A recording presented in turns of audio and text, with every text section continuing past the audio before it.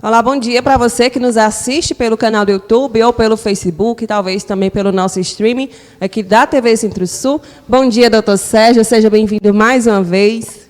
Bom dia, Juliane. É um prazer tê-lo conosco. Na quinta passada não tivemos programa, no caso foi uma reexibição, mas estamos dando continuidade à temática que começou há 15 dias atrás, né, na quinta anterior, que é sobre aleitamento materno. Estamos acabando agosto, e agosto é o agosto dourado, né? Um mês voltado para a conscientização da amamentação, da importância do aleitamento materno. No programa anterior, falávamos sobre quais as vantagens da amamentação, por quanto tempo o bebê deve mamar. Tivemos algumas informações e hoje vamos dar continuidade. E, doutor Sérgio, eu queria perguntar, a alimentação da mãe, ela interfere nesse aleitamento, na qualidade desse leite, ou não tem nada a ver? Tem uma influência, sim, né? É importante destacar esse tópico, né, bem amplo, relacionando o aleitamento materno com a alimentação da mãe, porque tem vários mitos também nessa esfera, né? Por exemplo, o que é realmente concreto, o que tem valor e deve ser repassado para as mães? É importante que ela tenha uma alimentação variada, com todos os grupos alimentares, e que ela se alimente com intervalos mais curtos, né? Que ela não passe muito tempo para comer. É muito comum que a criança, nessa fase inicial, pelo menos, mame com frequência, e as mães ficam adiando. Quando ele dormir, eu vou comer. E, às vezes, a criança cochila 15 minutos e já acordou, né? Então, a mãe deve comer pelo menos 4 a 5 vezes ao dia, até 6, né? Beber muita água, a água também está dentro desse contexto da alimentação. Então, isso é importante para que ela tenha condições de amamentar com uma maneira mais tranquila, mais adequada, por assim dizer. Agora, o que não faz sentido é aquelas listas que a gente vê, e aí as pessoas que me desculpem, né, na internet, o que os familiares falam, e às vezes até a gente, profissional de saúde, fala também, dos alimentos que a mãe deve deixar de consumir para que seu filho não tenha cólica. Bem, eu atendo, né, as famílias, as pessoas vão com os bebês pequenos, e é muito comum que as pessoas cheguem praticamente passando fome, ou quase passando fome, porque já não está mais comendo feijão, já não toma mais leite, não come mais cítricos, né? E uma série de outros alimentos que são retirados por sugestões de várias pessoas da internet e tudo mais. Mas o fato é que cada criança tem a sua peculiaridade.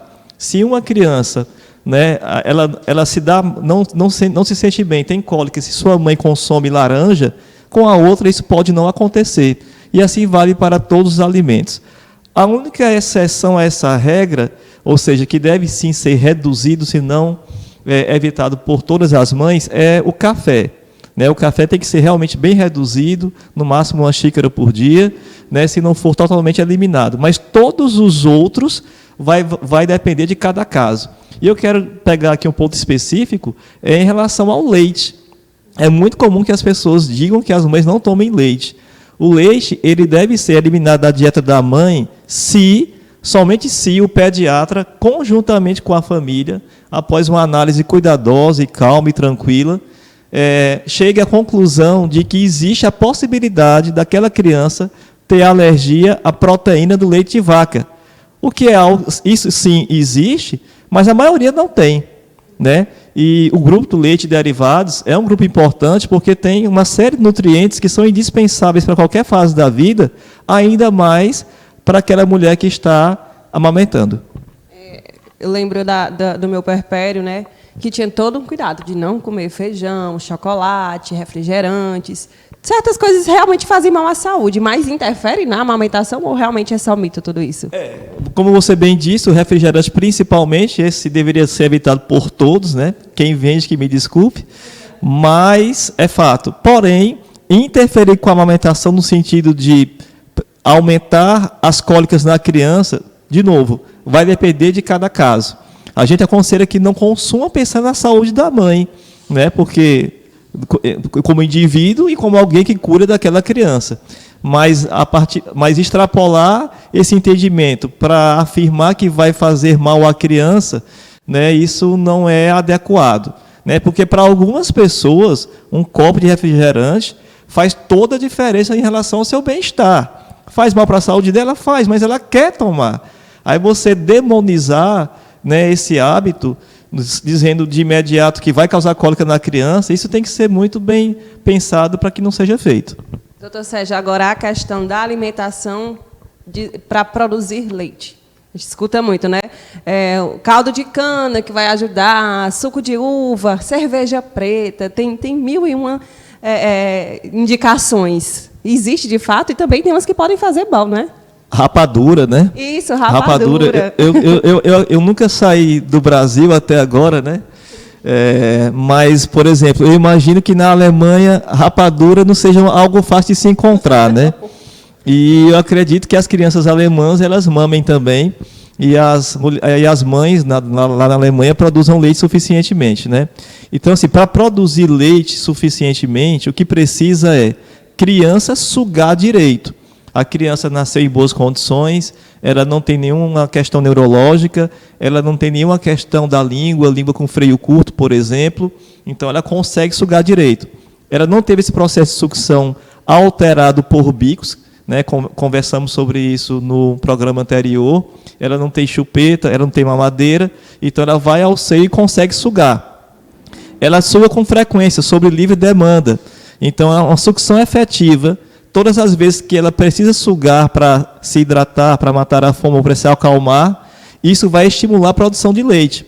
Sugou efetivamente com frequência, aumentou a prolactina, pró-favorável, lactina, leite, né?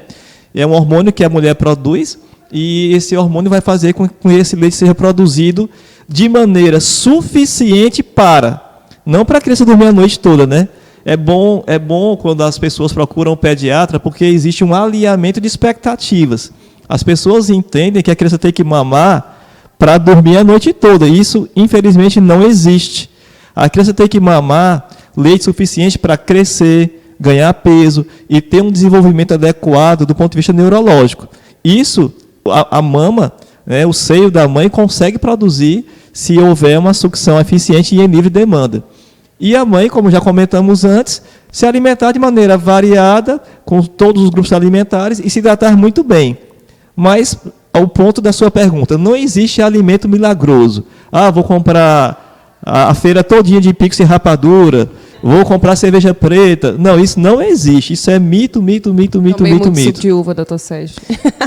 Se você gostava, né? Menos mal. Pior que nem tanto, porque agora diziam que tinha que tomar. Doutor Sérgio, falando agora sobre o que pode atrapalhar a amamentação. Falávamos sobre o bico, mas existem outros fatores que possam também chegar a atrapalhar essa amamentação. Às vezes até a falta de informação, né, doutor Sérgio? A forma correta, porque existe a forma correta de amamentar. Quais seriam essas coisas, esses fatores? Infelizmente, inúmeros, mas a gente pode começar a discorrer aqui sobre eles, né? Um você já mencionou, a falta de informação.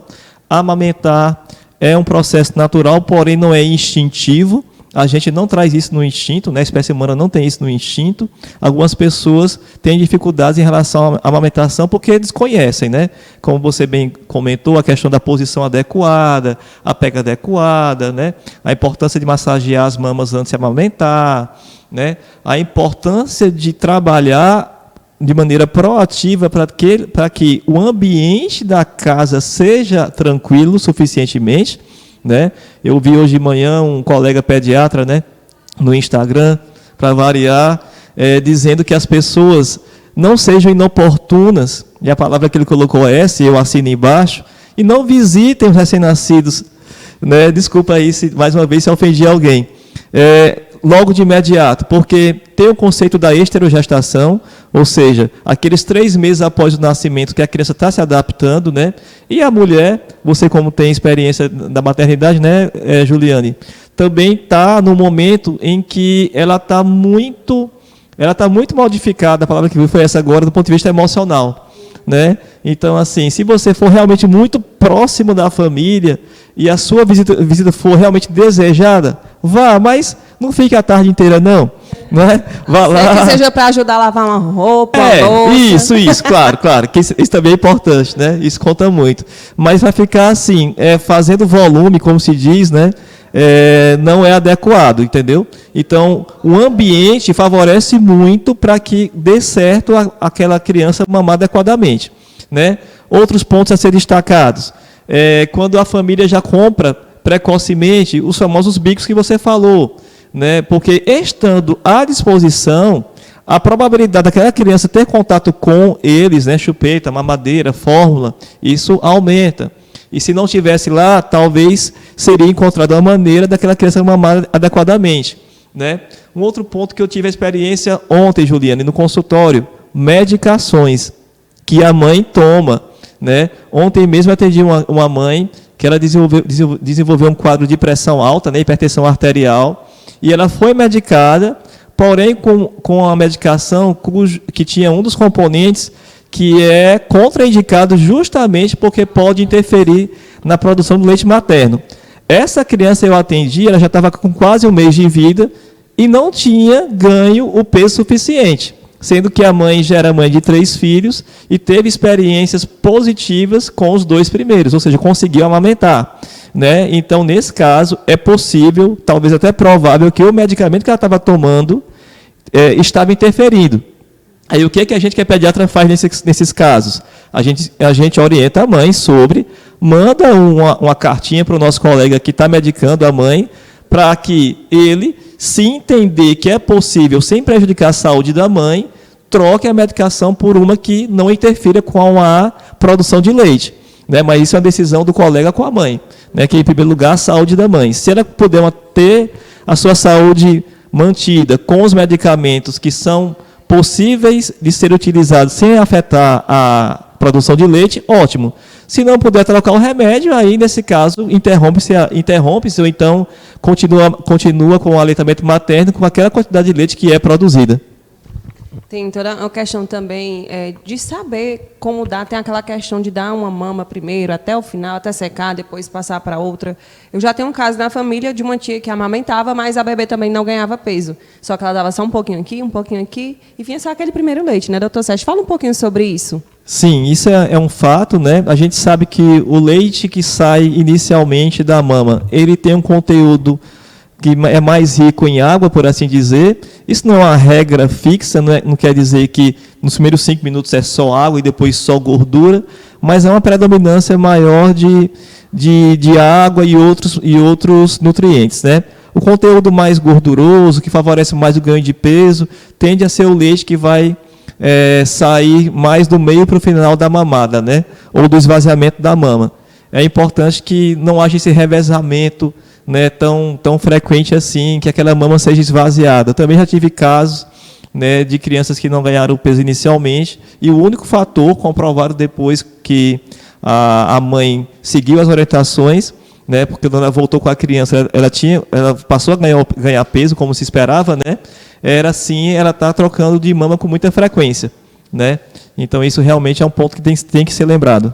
Foi um fator que fez com que essa minha tia optasse pela fórmula, porque a bebê não ganhava peso e não estava conseguindo amamentar, digamos assim, não estava sabendo amamentar da forma correta e acabou indo para a fórmula e acabou a amamentação por ali.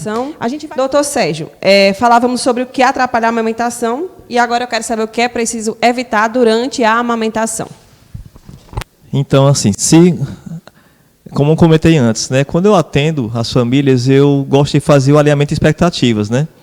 Então, se a família quer amamentar aquela criança exclusivamente até os 6 meses e depois aquela criança fique mamando até quando ela quiser, então algumas coisas realmente têm que ser evitadas, né? Só reforçando o que já comentamos. O uso de bicos, né? Porque assim, vamos falar aqui na prática, pessoal. Compra uma chupeta porque quando está mais nervosa, dá para acalmar, só para dormir. Ok. É possível que a criança use chupeta e não deixe de mamar. Não faça confusão de bico, é verdade. Porém, o que a gente mais vê na prática é que as pessoas não tenham essa capacidade de limitar o uso da chupeta. Começa com um pouquinho, mas depois vai aumentando.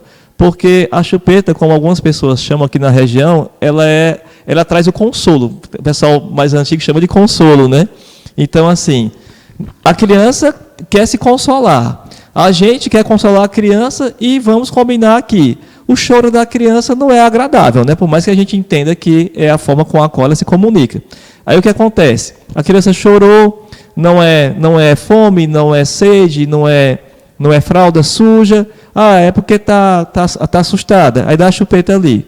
Tá, parou. Aí mais adiante, de novo. Então começa-se a criar um condicionamento, né? Na criança e no próprio pai e na própria mãe, que automaticamente, ao menor sinal de choro da criança, já dá logo a chupeta. Então, uma coisa que começou de maneira bem restrita, poucas vezes ao dia, passa a ser mais frequente. E em sendo mais frequente, ela vai modificar o jeito que ela suga a mama da mãe, porque ela vai querer repetir no seio da mãe o movimento que faz com a chupeta. A mesmíssima coisa é com mamadeira. O raciocínio é o mesmo. Só para dormir, né? Depois é para dormir, depois é de manhã, é à tarde, é à noite. Então, aquele projeto que inicialmente era de a criança mamar, né, por muito tempo, não vai acontecer, porque ela vai desmamar antes do planejado, né? Então, os bicos, esses devem ser evitados. As fórmulas também, porque poderia se dar fórmula, né, em copinho, né, ou em colher dosadora, né? Porém, mesmo sendo de uma forma adequada em relação ao dispositivo, né? Mas é uma vez que a criança não foi ao seio materno e não estimulou a produção de leite, né? Então, quando tem fórmula, isso também faz com que possa haver um desmame precoce, né? Então, esses são os pontos principais para o sucesso da amamentação. De novo, a exposição às pessoas. Fala-se muito em rede de apoio. A rede de apoio é importante, né? O companheiro, a companheira, os pais, né? Os avós, um irmão, uma irmã, algum profissional que seja contratado para. Ok, mas tem que ser observado se essa rede de apoio realmente está preparada para apoiar. Seja porque tem o conhecimento adequado, porque precisa, não é só a mãe que tem que buscar informação, a rede de apoio também tem que buscar informação, e seja porque também, né, se estão com a condição emocional adequada para. Porque se a mãe passa, no ciclo da gravidez e do puerpério, por intensas modificações emocionais, o seu entorno também passa. E, às vezes, as pessoas já não vinham bem, ainda mais hoje, né, 2021. As pessoas já podiam vir com ansiedade, com depressão, com síndrome de burnout, né? A questão do estresse devido ao trabalho. Então, a pessoa já não está muito bem das suas emoções. E aí, ter que dar apoio para uma lactante, né? Numa situação, né, que modifica a rotina da casa, ela não vai ter recursos emocionais para isso, né? Lidar com a criança chorando, com sono perdido. Então, há de haver um preparo, né? Tem que haver um preparo da gestante, né, futura lactante, e também da sua rede de apoio. Então, planejar é, sim, algo que é muito importante. Com certeza, faz toda a diferença. Buscar conhecimento e também buscar uma rede de apoio que possa estar ali, de fato, ligada, tanto no conhecimento quanto naquele momento. Porque, às vezes, chega a rede de apoio dando opinião, fazendo julgamento, críticas, e isso não colabora também até com a amamentação, né, doutor Sérgio? Exatamente. Né? Tá lá, apoia, sim, porque, como você bem comentou, né, ajuda com a casa, né, ajuda com outra criança quando tem, né? Sim, realmente apoia. Porém, no quesito específico da amamentação, específico e importantíssimo, né, também, o pessoal falha. E, na maioria das vezes, sem se dar conta. Vai matar esse menino de fome, porque não tem leite aí, dá logo um leite. Não tem leite ainda, né? Dá um chazinho. Dá um chá. E é uma série de outras né, situações em que vocês que estão vendo aí a entrevista vão se identificar que acontece, né? Que o pessoal são nossos, né? Familiares, geralmente, né? São próximos, são queridos nossos, né? Ajudam muito, mas nessa questão, muitas vezes, sem perceber, atrapalham. Assim, não é uma exceção, de fato, é uma regra, doutor Sérgio. Infelizmente, a gente vê muito mais pessoas que estão lá ajudando, mas, de certa forma, até atrapalha, do que aqueles que estão lá só para dar o suporte. É verdade, em 2021 isso, infelizmente, ainda é verdade, porém, eu acredito que né, essas pessoas que estão agora aqui vendo esse programa, que estão nesse contexto de amamentar, quando elas forem, né, forem ser avós, né, elas vão se comportar diferente do que os pais delas se comportaram. Eu espero que isso aconteça, né, porque, né, hoje a informação está muito acessível, né? Então, não tem mais como a gente usar esse argumento de que não sabe, que não teve acesso à informação, porque realmente já tem informação até demais. E de fato doutor Sérgio, minha mãe mesmo, quando eu tive a minha filha, ela tinha toda essa mentalidade bem antiga de que não podia sequer sair com a criança menos de 30 dias até para pegar sol. Eu lembro que eu ia pegar sol com a bebê e ela, vocês vão matar essa menina, não pode sair de casa, tinha que dar chá, que tinha que fazer 1001 coisas, e foi quebrando todos esses tabus, ela foi conhecendo o que de fato faz bem e o que não faz, e hoje, quando vier a ter um outro neto, ela vai saber que é de outra forma que acontece. E assim, é realmente informando que as pessoas vão tomando conhecimento. Doutor Sérgio, tem um quesito que muitas vezes também gera dúvidas para os pais, em especial para as mães, que é a quantidade de leite, se é o suficiente. Como é que eu sei que o bebê mamou o suficiente? Porque tem aquela coisa de eles mamarem, cansarem, pararem, voltarem a mamar. Como é que é isso? Quando é que eu sei que a criança mamou o suficiente? Pois é, né? Assim, realmente não é instintivo, porque com a história da evolução da humanidade, o que surgiu? A mamadeira, né? E quando a criança tem mamadeira, a família vê a quantidade de leite que ela ingeriu. 30 ml, 60, 90, 120, 150. Então, quando a criança esvazia, aí aquela confiança de que realmente ela está, né, saciada, por assim dizer, ela é mais forte. Quando a criança está mamando, que é o ideal, é o natural, muitas vezes, assim, você não consegue ver, na verdade, né? Você não consegue ver a quantidade de leite que ela ingeriu. Então, não é tão assim, como é que eu posso dizer, tão objetivo assim, né? Tão óbvio assim, ter essa ideia, né? Mas, veja, se a criança faz xixi de maneira adequada, né? Uma criança que está só no peito, ela pode sim fazer xixi muitas vezes ao dia, trocar várias fraldas, e a urina ela está transparente ou amarelo claro.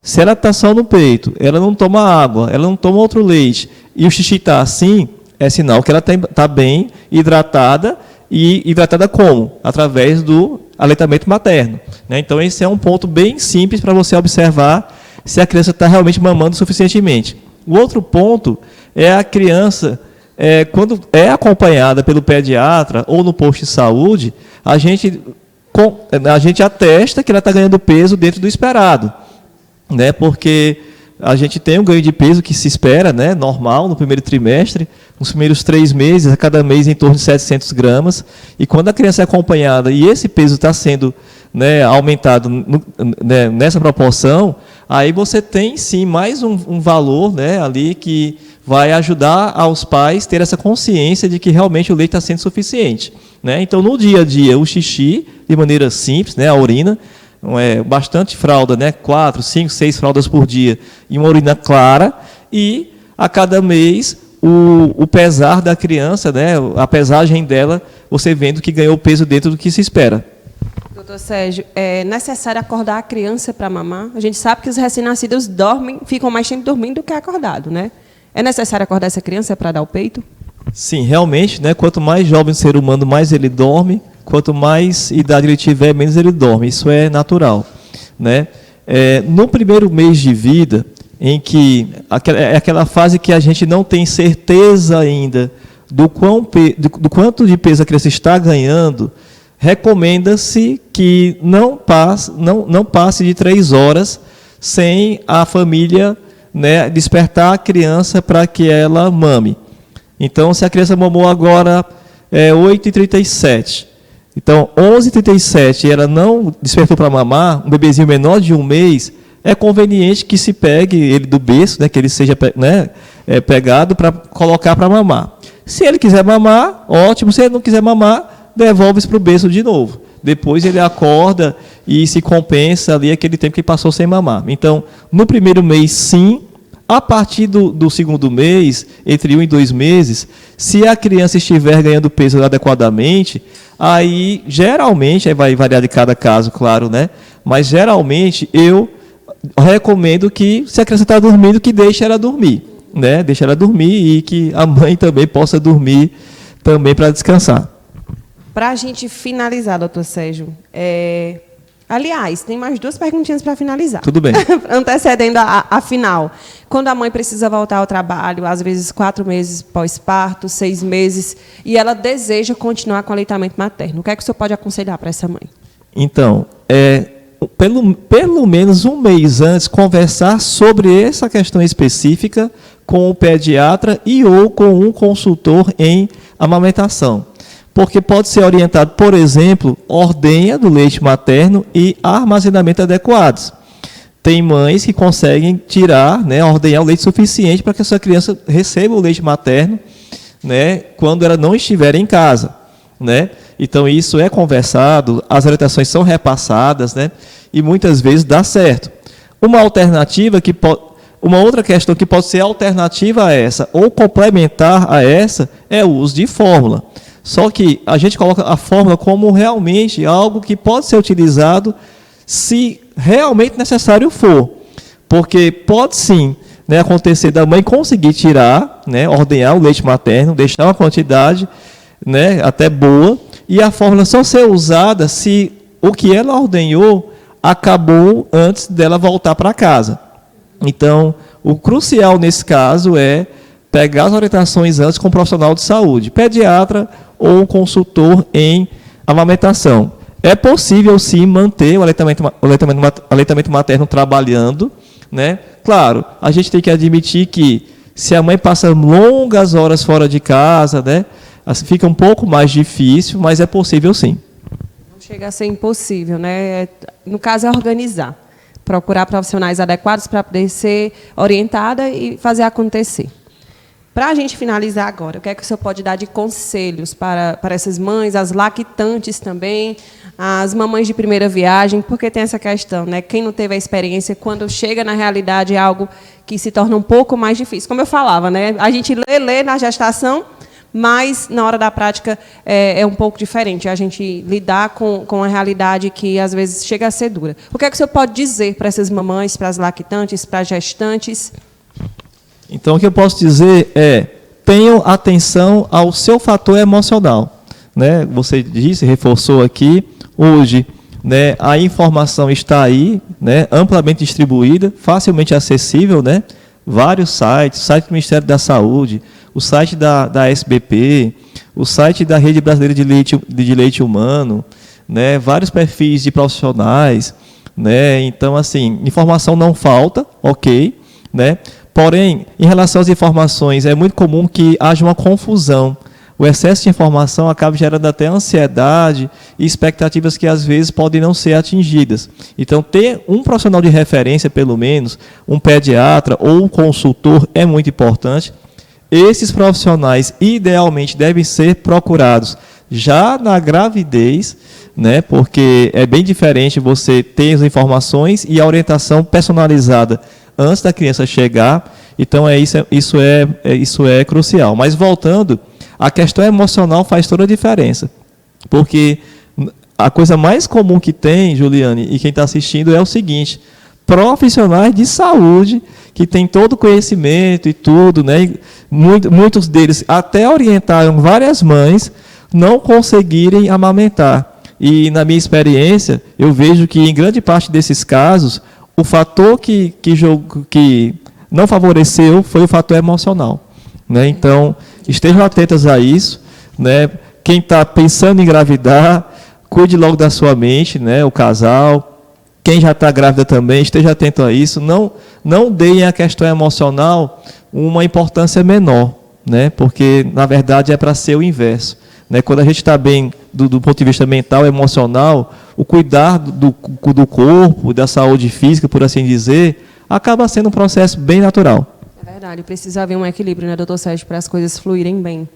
A gente vai encerrando a entrevista agora aqui, 45 minutos praticamente, mas é porque, como foi falado, é uma temática bem ampla, bem profunda, que precisa, de fato, ser informada. Eu agradeço ao senhor, doutor Sérgio, mais uma vez, pelas informações, pela participação aqui no Top Saúde, já é de casa, e a gente se vê próxima quinta, não é isso? Com certeza, muito obrigado.